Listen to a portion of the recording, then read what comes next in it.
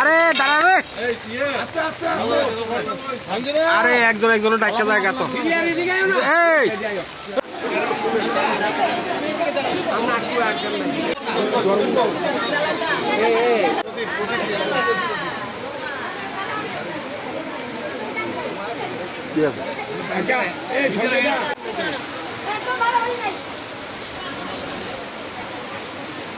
এবার একটা প্রদীপের সুন্দর খবর আছে।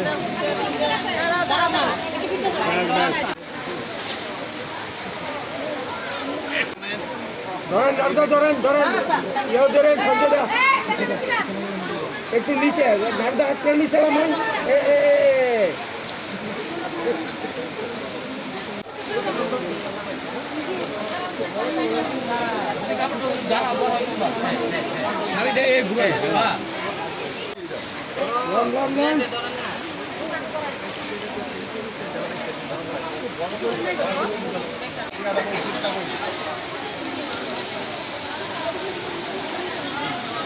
প্রদীপটা হলাম প্রদীপটা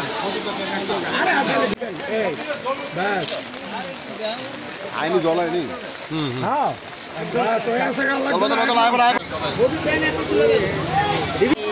দীপাবলি পূর্ণ লগ্নে আমরা অনেক দিনের দীর্ঘদিনের আশা ছিল যে মন্দিরের প্রাঙ্গণ সামনে আমরা একটা জলের ট্যাঙ্কি উদ্বোধন করবো।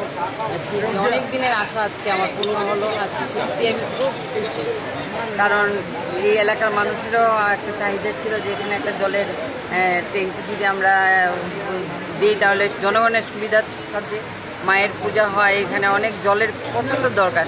তাই সবার সাথে আমি আজকে এটা জলের ট্যাঙ্কিটা উদ্বোধন করে আমার খুব খুশি হয়েছি, খুব আনন্দিত। আমার কাছে এটা জীবনটা সার্থক হয়ে গেছে। আজকে আমার কালী মন্দিরের সামনে আমি এরকম একটা জিনিস উদ্বোধন করতে পারি। আর দীপাবলি উপলক্ষে আজকে এটার পাশাপাশি আমরা মহিলাদের মধ্যে প্রদীপ বিতরণ করছি এবং নতুন কাপড় বিতরণ করছি। ধনতেরাস উপলক্ষে আমি সবাইকে কাপড় বিতরণ করে ওদের মনের যে খুশি সেই খুশিটাকে দেওয়ার চেষ্টা করছি যে আমরা তোমাদের পাশে আছি, তোমরা সবাই আমাদের পাশে। আমাদের ভারতীয় জনতা পার্টি সবসময় মানুষের পাশে থেকে আমরা সবাইকে নিয়ে কাজ করি, সে কাজ করে নেয় মাহাত্ম্য আমরা অন্যরকম। তাই আজকের দিনে এই খুশির আনন্দটা আপনি দেখতে পাচ্ছেন, সবাই এখানে উপস্থিত আছে।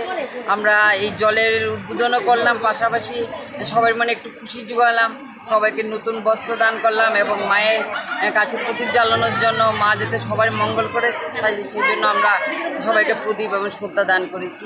আমি আশা রাখবো এই দীপাবলি পূর্ণ লগ্নে সবাই ভালো থাকুক, সুস্থ থাকুক এবং ত্রিপুরা রাজ্যে সবার মঙ্গল হোক। নমস্কার।